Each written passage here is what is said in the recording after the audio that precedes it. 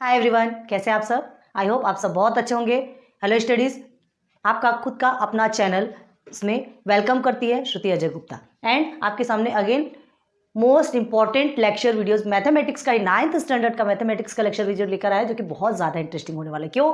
क्योंकि आपका chapter 1 complete हो चुका है। चैप्टर 1 में 1.1, 1.2, 1.3 एंड 1.4 पूरा कंप्लीट हो चुका है। 1.4 का जब हमने आपको क्लियर करवाया था तब थोड़ी सी एक प्रॉब्लम आई थी, आपको लेक्चर में हमने बताया है ना, जो वीडियोस अपलोड नहीं हो पा रही थी उसे, और अगेन हमने 2 पार्ट में डिवाइड करके लेक्चर 18 एंड लेक्चर 19 उसे बना करके कंप्लीट करके आपको दिया।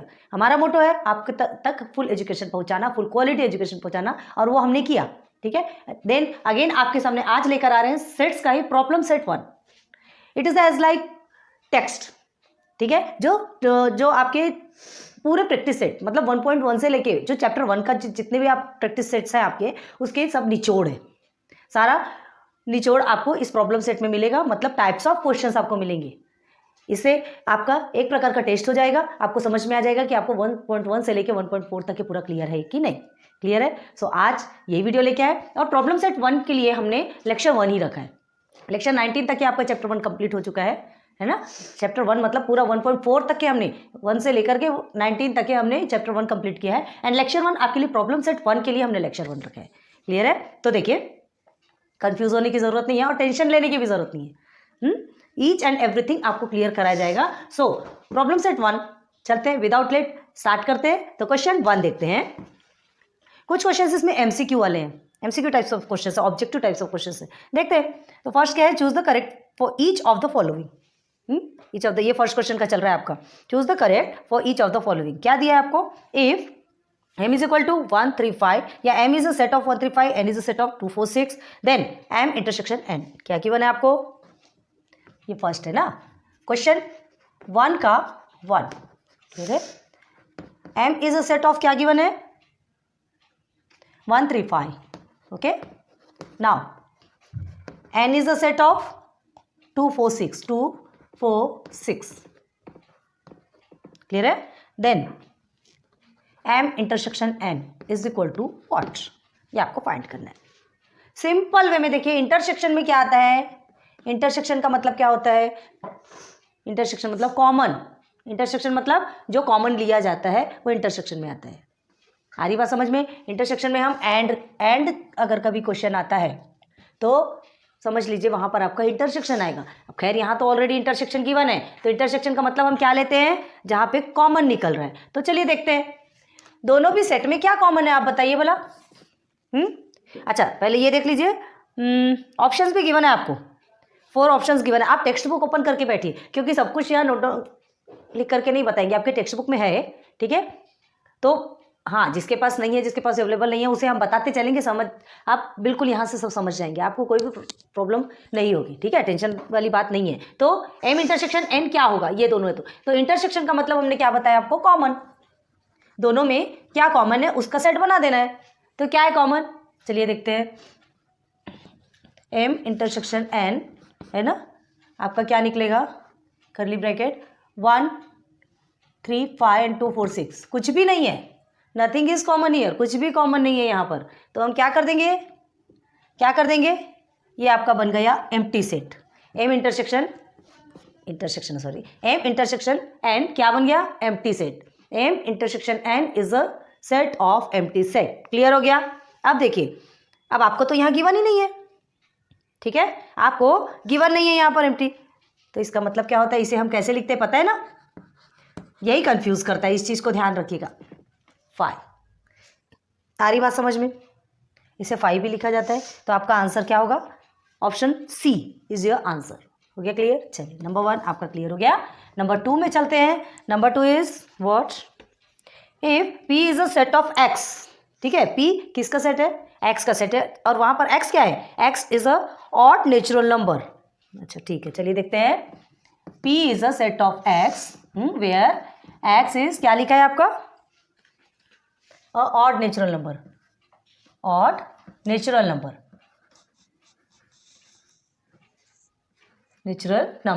क्लियर है?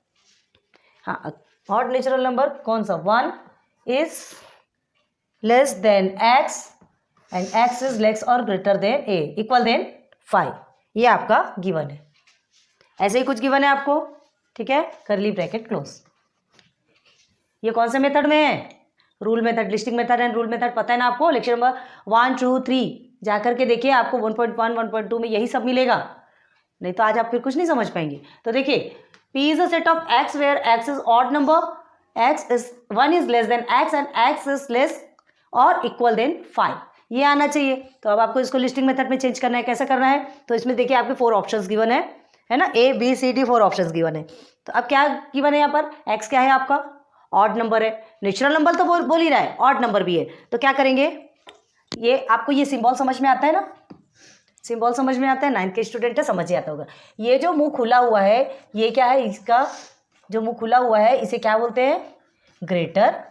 ये इस साइड जो मुंह बंद है, ये वाला पोर्शन, तो ये क्या कहलाता है? लेस। इस चीज को ध्यान रखिए, ठीक है। तो ग्रेटर और लेस ये चीज है। तो आपको क्या पूछा जा रहा है? 1 is less than x and x is less और इक्वल देन 5। या तो लेस होना या तो इक्वल, पाई के इक्वल या 5 से छोटा, बड़ा नहीं। और ऑड नेचुरल नंबर पूछ रहा है, तो देखिए 1 आपका ऑड तो है, लेकिन 1 इज लेस देन बोल रहा है, मतलब 1 नहीं आएगा, ठीक है। 1 इज लेस देन x, जो x जो आपका नंबर है ना, x जो आपका ऑड नंबर लिखा जाएगा वो 1 से क्या होना चाहिए? बड़ा होना चाहिए। तो 1 से बड़ा क्या होता है? 2 होता है। अब हमें क्या पूछा है? ऑड। 2 ऑड नंबर है क्या? नहीं है। 2 क्या है? इवन नंबर है। तो आप क्या लिखेंगे? 2 तो लिख ही नहीं सकते, तो कौन सा नंबर आएगा? 3 हमने ले लिया, ठीक है। और एक क्या नंबर आ सकता है? 3 के बाद फिर आता है आपका 4, ठीक है। 3 के बाद आपका 4 आता है, लेकिन 4 भी ऑड है क्या? नहीं, इवन है, तो वो भी नहीं आएगा। फिर उसके बाद फिर एक नंबर आता है आपका 5। तो 5 लिख सकते हैं क्या? बिल्कुल लिख सकते हैं। क्यों? इसका सिंबल का मतलब हमने बताया, ये लेस और इक्वल देन, ऐसा ये सिंबल है। तो इक्वल भी बोला, तो यहाँ जो 5 मतलब 5 के इक्वल आना चाहिए, तो है ना, इस 5 के इक्वल आ गया, ठीक है। तो ये 2 नंबर कौन से मिले आपको? P is a set of 3 and 5। Clear है? आपके ऑप्शंस में है आपके ऑप्शंस में है ऑप्शन नंबर 4, ठीक है। Option number 4 is your answer. तो क्या लिखेंगे यहाँ पर? P is a set of 3 and 5। हो गया क्लियर? है ना, इट्स वेरी इजी, समझ में आ रहा है ना। क्वेश्चन नंबर 3 नोट डाउन करते चलिए, थोड़ा सा रोक के रखें आपके लिए ना। क्वेश्चन नंबर 3 में क्या है? Again P is a set of दिया है आपको, ठीक है। P is a set of 1 2 dash dash dash 10, ये दिया गिवन है। Now what type of set P is? What type of set P is बता सकते हो आप? लिस्टिंग मेथड में है, और क्या है? 1 से 10 तक है। तो सिंपल सी बात है, ये लिमिटेड है एंड काउंटेबल है। क्या है? लिमिटेड है एंड काउंटेबल। तो लिमिटेड और काउंटेबल किस डेफिनेशन में आता है? किसके अंदर आता है? फाइनाइट सेट के अंदर आता है।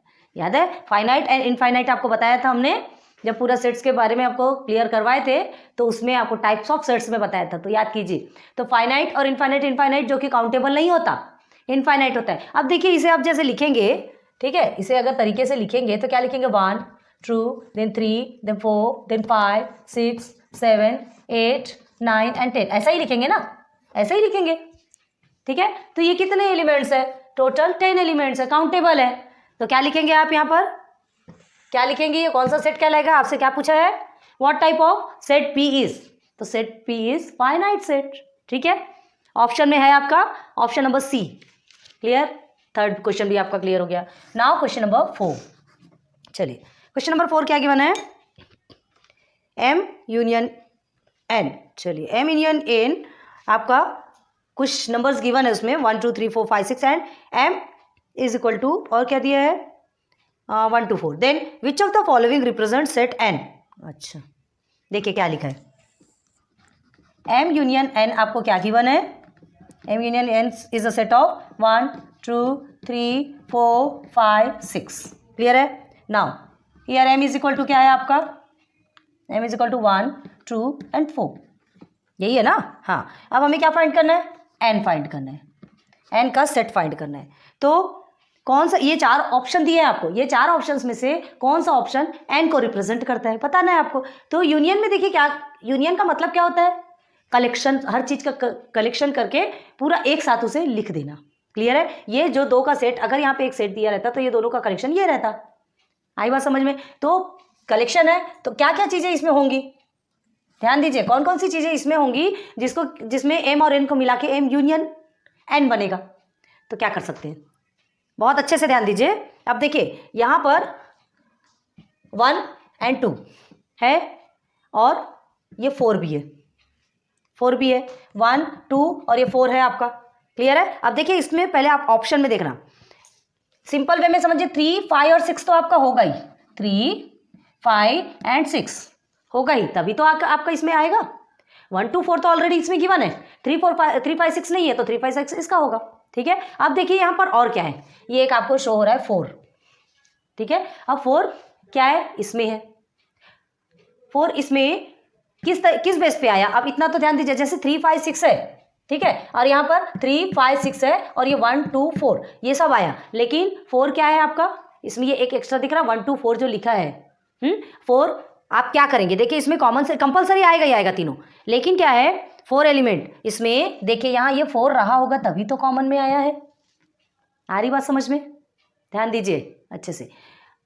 सिर्फ इसमें का जो 4 है वैसा तो नहीं आएगा, 4 दोनों में कॉमन है, यहाँ पर भी 4 आया है, यहाँ पर 4 आया है, मतलब इसमें भी 4 आया ही होगा, तभी ये दोनों कॉमन बनके एक इसमें गया।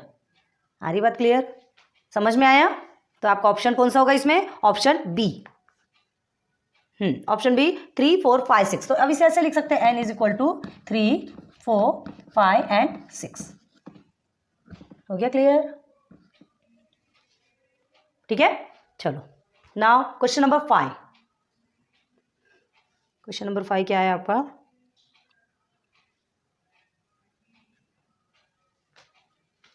क्वेश्चन नंबर 5 के लिए आपको, हाँ क्वेश्चन नंबर 5 आपका, if P is a subset of M। ठीक है, यहां देखते हैं क्वेश्चन नंबर 5। अब ये आपका क्वेश्चन नंबर जो 1 है उसका ही 5th क्वेश्चन है। ठीक है, 1 का 5th क्वेश्चन, अभी MCQ ही चल रहा है आपका। If P is a subset of M, then which of the following set represent P intersection in the bracket P union M। कौन से 4 ऑप्शन आपको गिवन है, तो कौन से ऐसे सेट हैं जो P intersection in the bracket P union M को रिप्रेजेंट कर रहे हैं, अगर P सबसेट है M का। क्लियर है, तो देखते हैं इसे। देखो P is a subset of M, यही कहा गया है आपसे। तो अगर P is a subset of M है तो कौन सा रिप्रेजेंट कर रहा है, P intersection in the bracket P union M को। तो कौन से 4 ऑप्शन गिवन है, P M P union M and P complement intersection M, ये 4 ऑप्शन आपको गिवन है। तो क्या कहते हैं, देखो सबसे पहले ये जो P है किसका सबसेट है, M का सबसेट है। ये जो प्रॉपर्टीज है, इसलिए हमने कहा था, जो हमने बेसिक प्रॉपर्टीज आपको जो पढ़ाई थी ना, intersection of sets and union of sets, दोनों की प्रॉपर्टीज के लेक्चर्स, ठीक है, अलग अलग हमने बना के आपको दिए हैं, सेपरेट सेपरेट लेक्चर बने हैं आपके। लेक्चर नंबर 15 16 में जाइए, आपको वो लेक्चर्स मिलेंगे। हमने बहुत कई बार आपसे कहा है कि जब तक कि वो आप प्रॉपर्टीज क्लियर नहीं करेंगे तो ये चीज़ें आपको बहुत ज़्यादा प्रॉब्लम क्रिएट करेगी। ठीक है, तो ये क्या है, यही है आपके वो प्रॉपर्टीज यहाँ लगेंगी, यहाँ पर लगेगी। तो ये जो P intersection P union M, ये 4 ऑप्शंस में से किसको रिप्रेजेंट करेगा, तो P सबसेट M बनेगा। ठीक है, P is a subset of M। तो देखिए यहाँ बताना है, तो बहुत सिंपल वे में बताती हूँ, आपको थोड़ा समझना पड़ेगा। ठीक है, अभी देखो एक चीज बताते हैं हम आपको, P is a subset of M है, तो देखो हम क्या करेंगे, P यूनियन M, अभी कुछ बता रहे हैं, ध्यान दीजिए इसमें, P यूनियन M है और P इंटरसेक्शन M है। ठीक है, ये 2 चीज है, तो ये किसके इक्वल होगी, अगर P यूनियन M है तो हमें M मिलेगा, और P इंटरसेक्शन M है तो हमें क्या मिलेगा, P मिलेगा। इस चीज को ध्यान रखिए। अभी आपको समझ नहीं आ रहा होगा क्या बता रहे हैं क्या नहीं, आपने नहीं देखी होगी बेसिक प्रॉपर्टीज, है ना, प्रॉपर्टीज नहीं देखेंगे तो आपको समझ में तो आएगा नहीं। बताते हैं, अगर P यूनियन M है तो ये किसके इक्वल होगा, M के इक्वल होगा, और अगर P इंटरसेक्शन M है तो वो किसके इक्वल होगा, P के इक्वल होगा। ये बात को पहले समझ के रखिए, उसके बाद फिर आगे बताते हैं। कुछ एक एग्जाम्पल है उससे क्लियर कराएंगे तो आपको जल्दी समझेगा। देखिए हम देखते हैं, P is a subset of M आपको गिवन है, तो इसके हिसाब से ही हमको एग्जाम्पल बनाना पड़ेगा। P सबसेट है, मतलब P के में जो एलिमेंट्स रहेंगे वो कितने रहेंगे, कम रहेंगे, ऐसे एलिमेंट्स ही रहेंगे जो कि ऑलरेडी M में रहेंगे, तो बनाते हैं ना। Now P is equal to हम ले लेते, चलिए 4 और 5, क्लियर है, और M is a set of ले लेते हैं 4 5 6, चलिए हो गया 4 5 6, ये 2 ले लिया हमने। अब आपको क्या कहा जा रहा है, P is a subset of M, तो P is a subset of M है कि नहीं, देखिए P का जो सेट है वो पूरा भी एम के सेट में आ रहा है। P is the subset of M, P की जितनी भी वैल्यूज है वो एम के सेट में आ रही है, ठीक है। इसलिए P is the subset of M. ये आपका फर्स्ट क्या हो गया, क्लियर हो गया। ये आपका क्लियर हो गया कि पी एम का सबसेट है, हो गया क्लियर। अब हमें क्या करना है, यहां तक के देखिए, अब देखना है कि ये पी और ये एम, चलो ठीक है। अब देखो P union M is equal to M आपको गिवन है, P union M is equal to M given है, और P intersection M is equal to P given है। आ रही बात समझ में। तो इसे देखना कैसे करना है आपको। P union M is equal to आपका क्या हो जाएगा, अगर आपने ये जो ऑप्शन लिया है ना, पी सबसेट एम, तो आपका बन गया P is a subset of M, ये बन गया P is a subset of M. P के हिसाब से हमने ये जो सबसेट है ना, ये जो जिस फॉर्म में है, इसी फॉर्म में हमें ये एग्जाम्पल बनाना पड़ता है, क्योंकि पी छोटा है और एम बड़ा है, पी जो है एम के अंदर ही आएगा, उसी हिसाब से हमने बनाया। आ रही बात समझ में, बहुत ध्यान दीजिएगा इन चीज़ों को, एज लाइक रट्टा मार लीजिए। रट्टा मारना क्या है, समझेंगे, कंडीशन समझेंगे तो ही आपको चीज़ें अच्छे से समझ में आएगी, ठीक है। तो अब देखिए यहाँ पे क्या होता है, हमें P intersection P union M ये मिला। अब पी यूनियन एम जो है इज इक्वल टू एम होगा, और P intersection M is equal to क्या होगा, पी होगा। ये हमने आपको पहले बताया, ठीक है। ए सेट्स बी से भी देख सकते हैं, ये हमने ये वाले एग्जाम्पल से बताया था। A sets B, A is subset of B है, तो ए इंटरसेक्शन बी है ना, एंड ए यूनियन बी, ये वाले एग्जाम्पल पे बताया था। तो अगर इंटरसेक्शन रहेगा तो फ्रंट वाले के इक्वल में होगा, अगर यूनियन होता है तो बैक वाले के इक्वल में रहेगा। देख लीजिए इसमें है कि नहीं है, ऐसे ही हमने बताया था, आपने प्रॉपर्टीज देखी होगी तो आपको जरूर कंसेप्ट पता होगा, ठीक है। अब देखिए, अब हमने क्या कहा, ये तो आपने लिख लिया होगा, यहाँ रब कर दे, क्या समझ में आएगा फिर आपको। तो देखिए हमने पी यूनियन एम क्या लिया है, एम लिया है। अब हम किस में चलते हैं, सीधे सीधे आपका पी सबसेट एम क्लियर हो चुका है। अब हमें क्या क्लियर करना है, P intersection in the bracket P union M, ये क्लियर करना है ना। ये किसे रिप्रेजेंट करता है, ये देखना है हमें। तो देखिए आपको पी यूनियन एम हमने अभी बताया, पी यूनियन एम हमने अभी बताया, पी इंटरसेक्शन। मैथमेटिक्स का रूल क्या कहता है कि कभी भी हमें कौन से, पहले जो ब्रैकेट के अंदर है, जो ब्रैकेट में क्लोज रहता है, पहले हमको उसे सॉल्व करना पड़ता है। तो हम पहले ये ब्रैकेट का ही सॉल्व करेंगे। तो पी यूनियन एम हमें क्या मिला, एम, पी यूनियन एम हम क्या मिला, एम, ठीक है। ये एम इज इक्वल टू 4 5 6 है, 4 5 6 है, ये इसमें आएगा, ठीक है। तो ये पी यूनियन एम बन गया, और ये पी क्या है, 4 और 5, मतलब जो कॉमन निकला है, कॉमन है, दोनों में भी कॉमन है, तो ये आपका आ गया पी। आ रही बात क्लियर। तो एक सिंपल सी बात, ये चीज को बहुत अच्छे से ध्यान रखिए, आपको सब चीजें समझ में आएगी। इंटरसेक्शन है तो आप सामने वाले को इक्वल कर दीजिए, यूनियन है तो आप पीछे वाले को इक्वल कर दीजिए। बहुत अच्छे से ध्यान दीजिए, अगर ए सबसेट बी है तो, अगर ए सबसेट बी है तो यूनियन में ऐसा आएगा, इंटरसेक्शन में ऐसा आएगा, बहुत ध्यान रखिएगा इस चीज को, तो आपका बन जाएगा। तो पी यूनियन एम है, पी यूनियन एम है, जब यू है तो यू है का मतलब क्या हो जाएगा, पी यूनियन एम एम के बराबर है, तो इसे हम एम भी लिख सकते हैं। P union M is equal to M है तो हम एम लिख सकते हैं, हो गया, ब्रैकेट खुल गया। अब क्या बन गया, ये पी इंटरसेक्शन एम बन गया। ये पी इंटरसेक्शन ऑलरेडी लिखा है ना, हाँ, ये इसका पूरे का मतलब एम होता है, तो एम लिख दिया। अब पी इंटरसेक्शन एम, तो पी इंटरसेक्शन एम क्या मिला है आपको, P intersection M is equal to क्या है आपका, P intersection M is equal to, P intersection है तो फर्स्ट वाले को लिखते हैं, P intersection M is equal to P, A intersection B is equal to A. आई बात क्लियर। तो आपका ऑप्शन क्या आया, यहाँ पर आ गया आपका पी। क्लियर है, आ गया आपका ऑप्शन। तो आप क्या करना है, ऑप्शन 1 है ना, हाँ, ऑप्शन 1 करेक्ट होगा, means P is a correct option. बहुत अच्छे से समझ में आ रहा होगा आपको जितना समझा रहे हैं, बहुत ध्यान दीजिएगा इन चीज़ों को। ऑप्शन एग्जाम्पल के साथ में बनाया हमने, पहले आपको नहीं समझ आया होगा, लेकिन एज ए एग्जाम्पल बताएंगे तब तो समझ में आया होगा। चलिए क्वेश्चन नंबर 5 आपका कंप्लीट हो चुका है। अब इसके बाद क्वेश्चन नंबर 6, चलो देखते हैं, ये पूरा रब कर दें। नाउ ये 1 का ही क्वेश्चन नंबर 6 है, ये अभी आपका क्या चल रहा है, क्वेश्चन नंबर 6 करके फिर हम स्टॉप करेंगे, उसके बाद फिर आगे बताएंगे, ठीक है। चलिए एक क्वेश्चन देखिए, which of the following sets are empty sets. इसमें 4 सेट्स दिए हैं आपको, 4 नहीं, कितने दिए हैं, 4 ही है, 4 है सेट्स गिवन है। तो set of intersecting points of parallel lines, first क्या है, set of intersecting points of parallel line. हमें क्या पूछा है, which are the sets are empty sets. आपको एम्प्टी सेट्स बताना है, कौन सा सेट्स है जो एम्प्टी सेट्स है। ये 4 ऑप्शंस गिवन है। फर्स्ट आपको क्या बोला गया है, set of intersecting points of parallel lines. तो देखिए set of intersecting points of parallel lines, ये आपका क्वेश्चन नंबर 6 का है ना, 1 का पैरेलल लाइंस। ये आपके पैरेलल लाइंस बन रहे हैं। लाइन समझते हैं ना, ये पैरेलल लाइंस है आपके। तो set of intersecting points of parallel lines, intersecting, एक तो पैरेलल लाइंस बोलता है, दूसरा इंटरसेक्टिंग पॉइंट्स बोलते हैं। तो कहाँ इंटरसेक्ट करेगा? पैरेलल लाइन कभी इंटरसेक्ट करता क्या? नहीं करता। पैरेलल लाइन कभी इंटरसेक्ट नहीं करता। तो इसका सेट क्या बनेगा? इसका सेट एम्प्टी ही तो रहेगा। तो ये पैरेलल लाइन कभी इंटरसेक्ट होता क्या? नहीं होता। पैरेलल लाइंस कभी इंटरसेक्ट नहीं करता। क्या कुछ पूछा गया क्वेश्चन फर्स्ट में? पूछा गया कि पैरेलल लाइंस इंटरसेक्टिंग होते क्या? होते क्या? नहीं होते। पैरेलल लाइंस क्यों इंटरसेक्ट होंगे? पैरेलल लाइंस भाई इनफाइनाइट तक जाते जाते जाते जाते कहीं भी एक दूसरे को कट नहीं करते। तो इसका सेट कैसा बनेगा? इसका सेट बनेगा एम्प्टी, खाली। और हमें क्वेश्चन क्या पूछा गया है? Which of the following sets are empty sets? तो यही तो आपका आंसर है। फर्स्ट आपका जो set of intersecting points of parallel lines, ठीक है, यही आपका आंसर है नंबर 1। क्योंकि इसमें इसका सेट कैसे बनेगा? ये पैरेलल लाइंस को हमने P निकाल दिया, is equal to empty, is equal to empty.